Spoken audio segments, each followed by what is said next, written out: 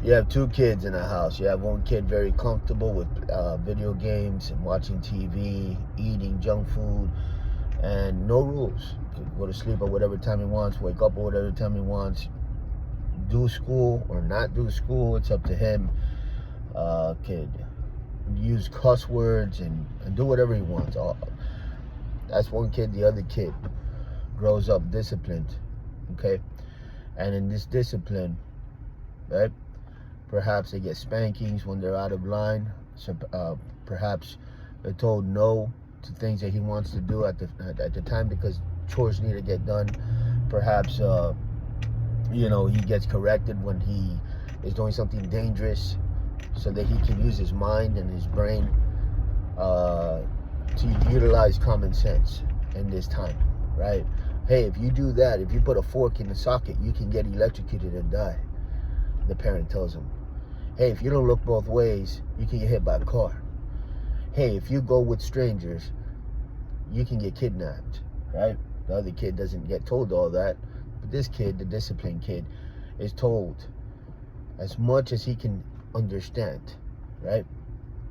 And so he has a backpack full of understanding that he carries everywhere he goes, from right and wrong. Which kid, first of all, which kid would you rather be? Now, to the human ears, when the Bible talks about having ears to hear, and also when the Bible talks about tickling the ears, what tickling the ears looks like, it looks like the kid that gets everything he wants. It tickles the ears. It sounds like the better life. It feels like the better life. But I would have you to know, I lived that life. I lived both lives. And I can tell you which one yields what. Remember the book, Rich Dad, Poor Dad? Well, I grew up personally, no rules. I didn't have to go to school if I didn't want to. I didn't have a father in the household, so I could pretty much do whatever I want. My mom was too busy working, so there was no real boundaries for me. Did whatever I wanted. So I started drinking when I was 9 years old, 10 years old smoking, 11 years old popping pills, 12 years old doing a little bit more of all of the above, and then including some more other stuff. By 14 years old, I was a coke addict, okay?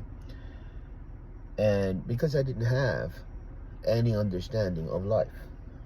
So basically it was just friends and pleasure and wilding out and fighting and skipping class and detentions and getting in trouble was a good thing, and being cool and reputation and image and high fives and smiling, and all of the while I was opening up a lot of doors to the demonic. A lot of spirits were entering into my life, demons, and they were taking over. They were taking over in my mind, habitually telling me to do worse and worse things that could get me killed. And I had a lot of close calls with death at a young age, and because they were always pushing the envelope, and I was being used, and I had no idea that I was a puppet. And to be, these intrusive thoughts, these ideas would come for me to do this and that, and I thought it was me the whole time. So the whole point here is this: the most loving thing you can do is to discipline a child. In the Bible, it says that if you don't discipline your child, you hate them. If you don't discipline them, you hate them, because you're handing them over to death. The most loving thing you can do for a child is to discipline them and to show them right from wrong, right? So think of all the hardships that life hands you, and this is just life for everybody. The more equipped you are, the better you can handle everything that life throws at you on a daily basis. But the less you know, the more mistakes you're gonna make. So in this channel, I teach people how to live. In this channel, I teach people the right way, God's way, and the wrong way. Why? Because I live both lives. I understand both sides, and I know what yields what. And now I'm trying to give you leverage to save yourself a lot of hardships, scars, pain, suffering, so that you don't have to go through all that I went through. For example, bad company corrupts good character. You hang out with bad people, you're going to become bad. It's just that simple. You can turn a nerd into a gangster. Absolutely. Let them hang out with gangsters. You'll see. You'll see how it can happen over a period of time.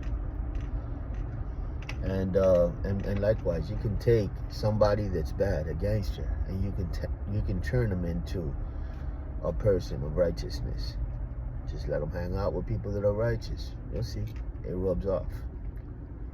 It rubs off. So it's powerful. It's powerful. Who you hang out with, is what you're gonna be. It's a reflection of what you'll become. So let's go to the next phase of this video, which is this video is not gonna be very long.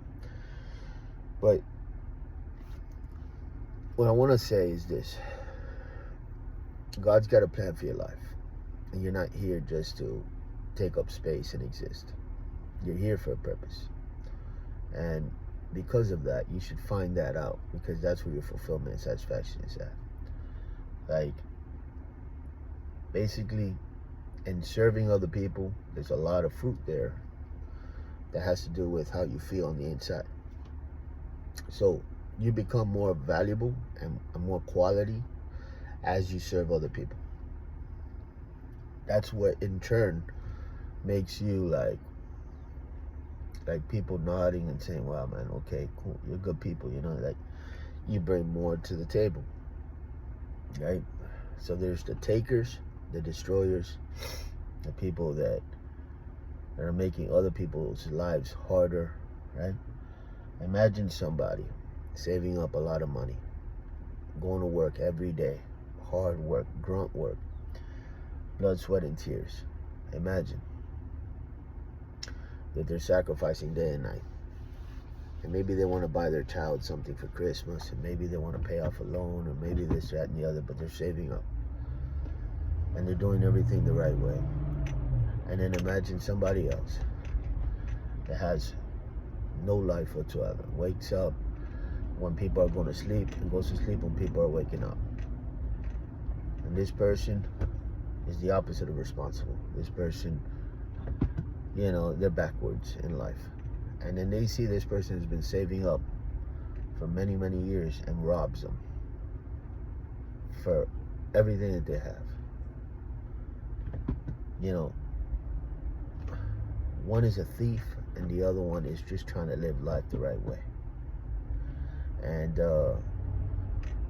that's a good depiction of, the things of God and the things of the devil.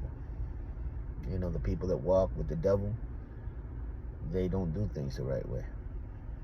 They're bullies. They're people that contaminate and permeate the atmosphere with evil, darkness, negativity. And for that, there will be judgment.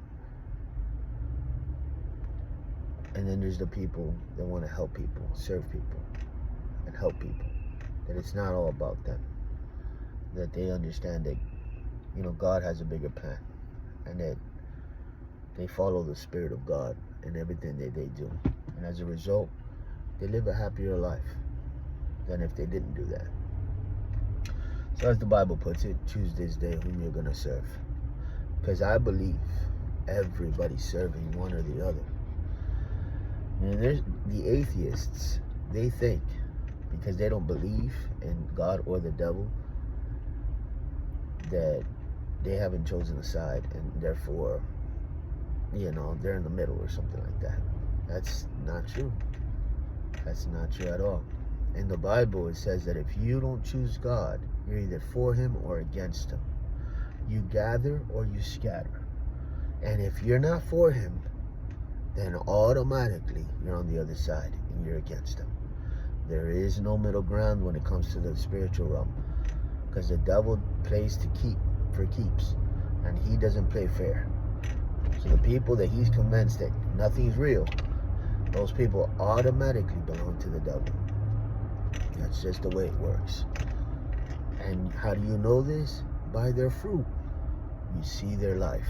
The things that they practice, the things that they do, it has a reflection of negativity and darkness. Look at their life. Lying is okay with them. Stealing, no big deal. It's just a little this, a little that. They minimize it. Cheating, everybody cheats, right? And it's that mentality that everything's permissible, that you can tell who they are and whose they are. Thanks be to God. He made a way for everybody, that as soon as they have eyes to see and understanding, they can make a decision in their heart and transfer over from darkness to light by way of faith and asking God into their life and getting forgiveness. And then God breaks that mold and creates a new mold. The born again experience creates a new mold of the real you, the person with quality, person with, it brings a whole lot of good stuff to the table, substance to the table. So choose this day whom you're going to serve. That's the word today, guys. God bless.